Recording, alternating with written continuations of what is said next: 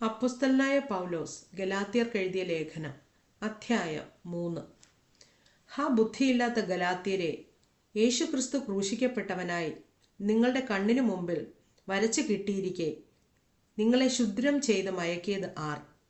ഞാൻ ഇതൊന്നു മാത്രം നിങ്ങളോട് ഗ്രഹിപ്പാൻ ഇച്ഛിക്കുന്നു. നിങ്ങൾക്ക് ആത്മാവ് ലഭിച്ചത് ന്യായപ്രമാണത്തിൻ്റെ പ്രവൃത്തിയാലോ വിശ്വാസത്തിൻ്റെ പ്രസംഗം കേട്ടതിനാലോ? നിങ്ങൾ ഇത്ര ബുദ്ധി കെട്ടവരോ? ആത്മാവ് കൊണ്ട് ആരംഭിച്ചിട്ട് ഇപ്പോൾ ജഡം കൊണ്ടോ സമാപിക്കുന്നത്? ഇത്രയെല്ലാം വെറുതെ അനുഭവിച്ചുവോ? വെറുതെ അത്രേ എന്ന് വരികിൽ, എന്നാൽ നിങ്ങൾക്ക് ആത്മാവിനെ നൽകി നിങ്ങളുടെ ഇടയിൽ വീര്യപ്രവൃത്തികളെ ചെയ്യുന്നവൻ ന്യായപ്രമാണത്തിൻ്റെ പ്രവൃത്തിയാലോ വിശ്വാസത്തിൻ്റെ പ്രസംഗത്താലോ അങ്ങനെ ചെയ്യുന്നത്.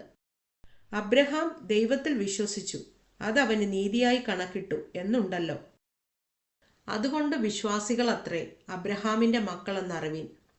എന്നാൽ ദൈവം വിശ്വാസം മൂലം ജാതികളെ നീതീകരിക്കുന്നു എന്ന് തിരുവെഴുത്ത് മുൻ കണ്ടിട്ട് നിങ്ങൾ സകല ജാതികളും അനുഗ്രഹിക്കപ്പെടും എന്നുള്ള സുവിശേഷം അബ്രഹാമിനോട് മുമ്പ് കൂട്ടി അറിയിച്ചു.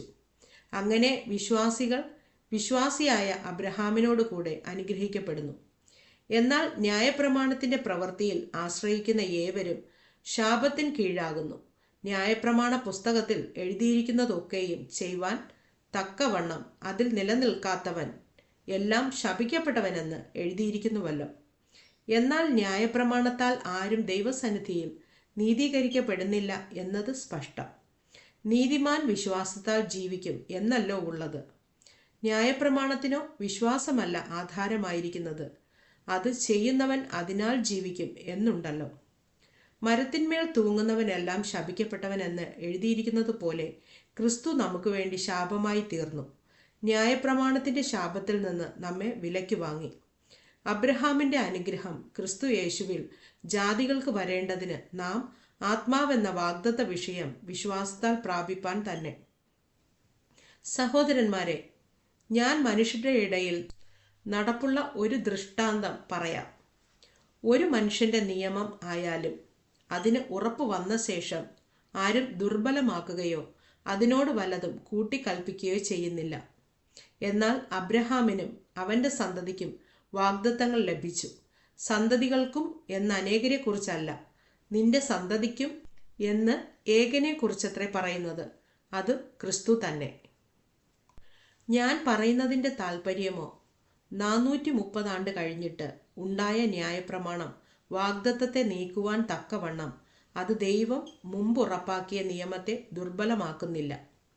അവകാശം ന്യായപ്രമാണത്താലെങ്കിൽ വാഗ്ദത്തത്താലല്ല വരുന്നത്. അബ്രഹാമിനോ ദൈവം അതിനെ വാഗ്ദത്തം മൂലം നൽകി. എന്നാൽ ന്യായപ്രമാണം എന്തിന്? വാഗ്ദത്തം ലഭിച്ച സന്തതി വരുവോളം അത് ലംഘനങ്ങൾ നിമിത്തം കൂട്ടിച്ചേർത്തതും ദൂതന്മാർ മുഖാന്തരം മധ്യസ്ഥന്റെ കയ്യിൽ ഏൽപ്പിച്ചതുമത്രേ. ഒരുത്തൻ മാത്രമെങ്കിൽ മധ്യസ്ഥൻ വേണ്ടി വരികയില്ല, ദൈവമോ ഒരുത്തൻ മാത്രം. എന്നാൽ ന്യായപ്രമാണം ദൈവവാഗ്ദത്തങ്ങൾക്ക് വിരോധമോ? ഒരു നാളുമല്ല.